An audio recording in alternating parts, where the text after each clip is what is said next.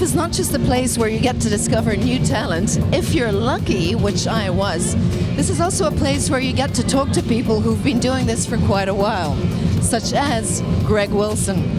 Now, we showed you part of the interview yesterday. I think it's time to show you the rest now. Here he is, the one and only Greg Wilson.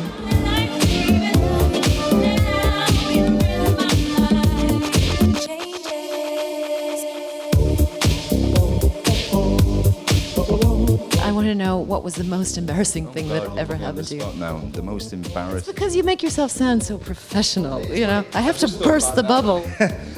I remember like when I used to work in my hometown, so I would have been about 17 at the time, and I don't know why it's come back to me, but I remember that they completely spoofed me, that they told me that there was a TV producer in from the BBC and that they wanted to do a documentary about me, and that he came over and they introduced me and they talked and they made this big thing was going to happen, and you know, all my ambition came, oh wow, you know, this is, and it was just all, you know, they had me on completely. But you know, I kind of run along with that for a little while, telling my mates and everything that I was going to be on the telly and all this, so that was a little bit embarrassing at the time, but I'm sure. So the fact that you're the first DJ to have mixed on live on TV, is that an urban legend or is it true? No, that actually happened later down the line. Would you say that you've grown to be more or less self-conscious as a DJ? I think now it's hard to, you know, that you've got to get over being self-conscious. One of the weird things that when I came back into DJing, and it took me a little while, was just people coming and taking pictures of you, coming right up to you with a camera, and that was really strange, because obviously that never happened, or if somebody ever took a photo of you, they'd say, do you mind us taking a photo? And now all of a sudden people are there, and then you see, you know, like, you see pictures turn up on websites and you think, oh, what a terrible photo of me, and I've got the headphone crunched up, and you've got no control over that, so you just got to go. Does your 12-year-old son think it's okay to have a dad who spins records professionally? Well, he cuts me down. He told me the other week that I wasn't a real DJ because I don't scratch and cut.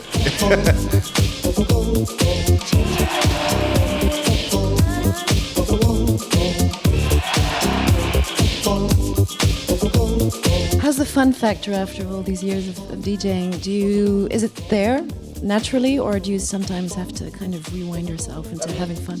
Once I'm actually playing, you know, there's no problem. You know, that's a joy to do. The travelling's the job. You know, I mean, that's the work aspect of it. It's just getting from place to place. Be it driving in the UK because I've got to take my equipment with me, or flying around and places. But you know, that's a small price to pay for, you know, for the rewards from it all and everything.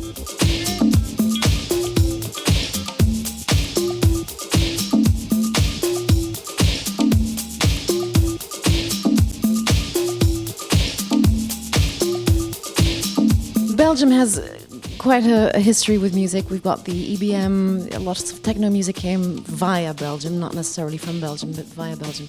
Did Belgium make some kind of mark on you? Well, Belgium's got like a really strong disco scene, and it's certainly led the way in a lot of respects. This, you know, even in this city, people like Too Many DJs and stuff, and Eskimo Records, and so, you know, Belgium, for whatever reason, has, you know, had its finger on the pulse of this for quite a while. What we sense from these, you know, young DJs is that they're either looking for or hoping to find the next big thing. Is that something that you're still looking for?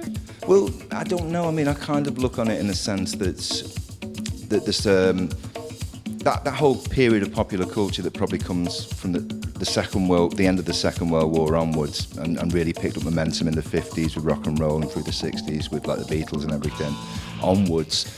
I think that historically, when people look back, they'll probably date that as something like, you know, 1945 through to the millennium as a kind of period. But obviously things happen before and things happen afterwards. I think we're in a different cycle now, and that cycle is much more multimedia with the internet and everything. That's changed. So I think we're in a different place and a different time. So if we're looking for something new, it's not going to be new in a traditional sense. I think it's going to be something that maybe we haven't even thought of yet, or it maybe will combine different aspects, you know, like music and visual, and, you know, using online kind of facilities, animation, all these kind of things that I think will come together. I see young people, I mean, my son's 12, you know, he's editing stuff, you know, whereas at one time editing was a specialised skill only done by people in recording studios. Now anyone can have, you know, an editing facility on the computer, or he's editing film, and, you know, it's second nature. So I think that once that generation get a little bit older and start creating out of it, they're going to do something completely different.